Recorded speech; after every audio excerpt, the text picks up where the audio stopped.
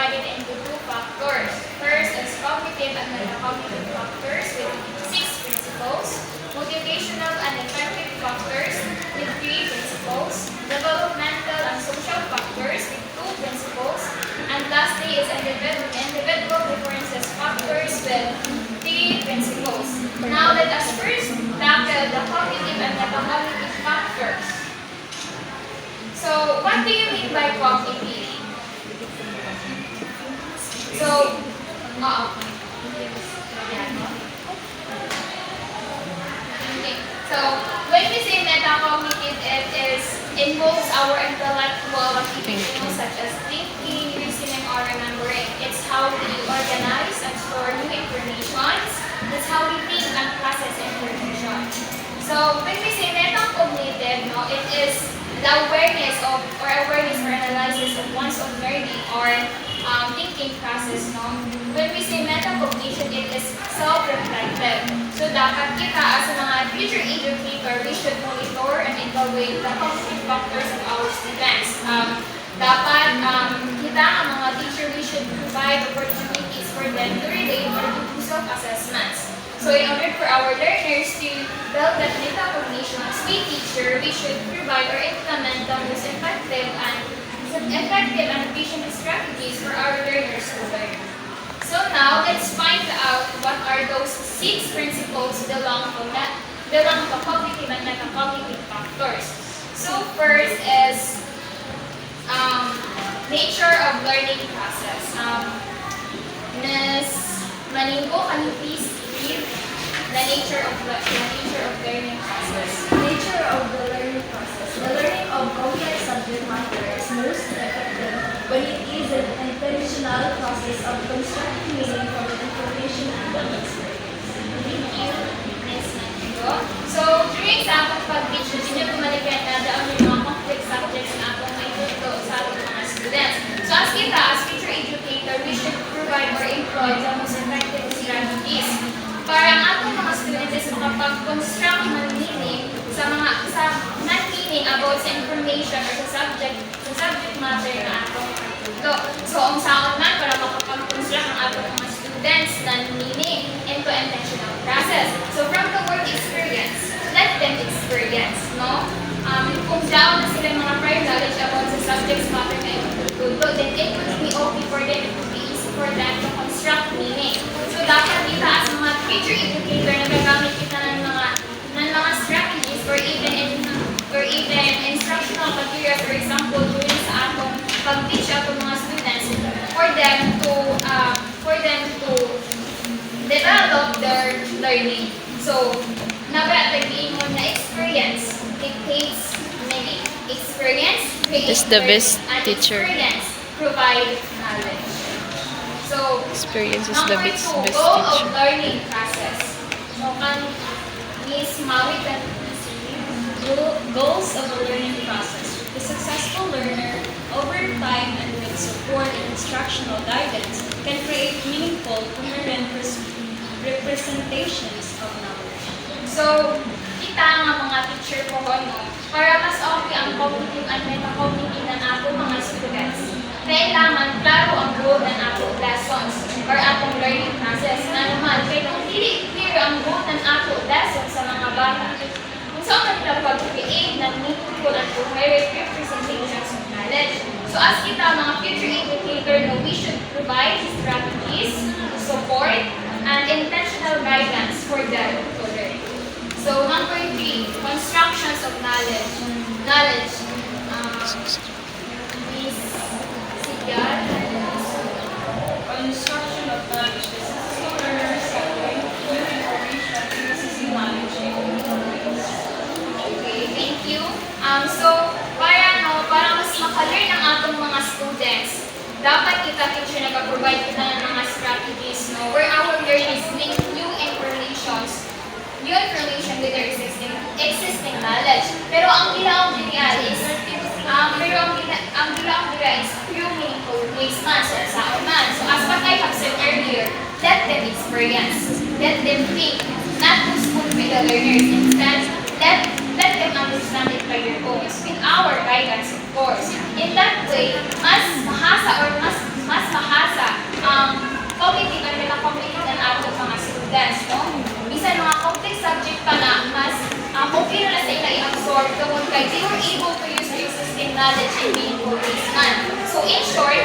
the better the constructions of knowledge, the better the retention. The more experiences and the more existing knowledge, the better the understanding and learning ng ating mga students. So number 4 is strategic thinking. Miss Magdalunan, can you please read? The successful learner can create and use a thinking and research to achieve complex goals. Thank you, Ms. Magdalunan. So, kailangan, para mahasa ang strategic thinking ng ating mga learners mo, dapat ina-engage na ang mga learners into different types of assessments. No? Hindi pwede nga, from the beginning of school year up until the end, puro lang ka nag-post, no? Dapat ikaw, teacher, nagagamit ka ng mga strategic mga Different variety of methods. assessments. So, aside from true post, the essay, or the multiple choice. So, multiple choice. Nga naman, kay dili kang magpareha ang atong thinking strategy sa pagtubag ng true or false, kung sa pagtubag ng essay. Yes. Kung sa true or false, that is very objective, no? They can just easily identify the answer, or they can just eliminate one thing to another, or they can just apply their certain knowledge, no? Nadili sa nila na may apply into answering essay. So, into answering essay, depende siya sa ihatag ni teacher ng questions. Kung ang question is more about open-ended questions or thoughts, pasabot, ikaw teacher, check mo ang creativity ng inyong students. Check mo how wide they know about the topics, or how Or they organize their imagination. topics, how they organize their thoughts. So dapat kita teacher, nagagamit ka ng mga different strategic thinking Or methods. thinking sa ating mga students para makahelp ta to enhance their learning process. So thinking about thinking. So Miss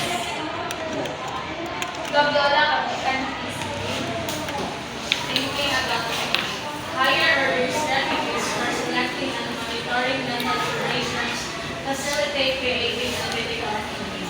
So, diri na masulod ang cognitive and metacognitive factors.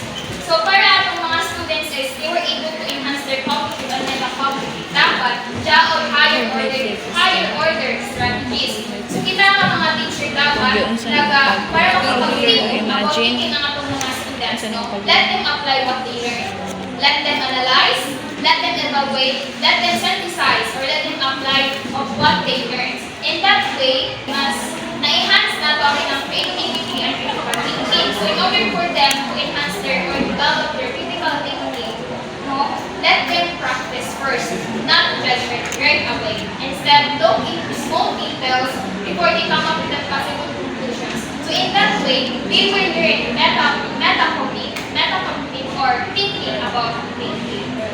So the last one, context of learning. Miss Bernales, can you please read and elaborate? So, learning is influenced by environmental factors, including culture, technology, and instructional purposes.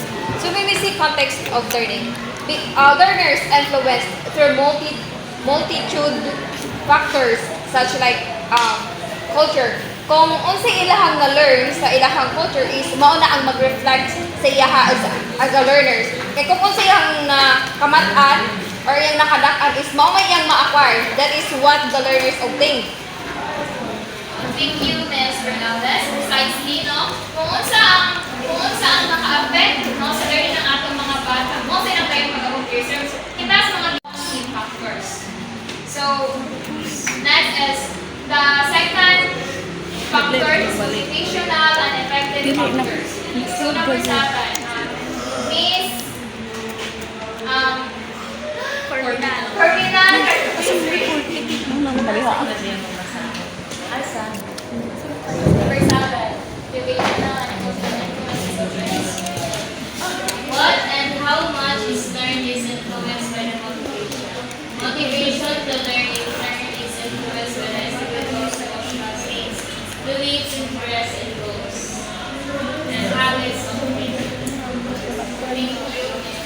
Learning up. So, this means no, ang atong learning, ang training ng atong mga students na dapat ma-influence.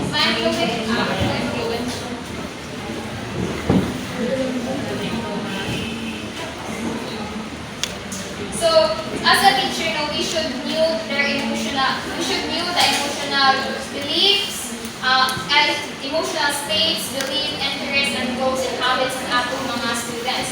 So, as a teacher, we should provide them the motivations that they need for them to grow and develop. So, dapat kaila sa atong mga students, para makapag-provide na ng mga motivational and emotional influence nga nila. So, we all know nga dyan, kita yung mga different challenges nga yung pang-atubang sa pag-adlaw. So, dapat kita as a teacher, kita dapat ang makitaan ng motivation. Kita dapat ang power of strength ng atong mga students, Sa imong anak na paraan, mas ma-motivate sila to learn more. So, number 8 is intrinsic motivation to learn. Entrance. Mr. Vidal, can you please read? Which number? 8. Intrinsic motivation to learn. The learner's creativity, higher thinking, natural curiosity all contribute to motivation to learn. Intrinsic motivation is stimulated by faith of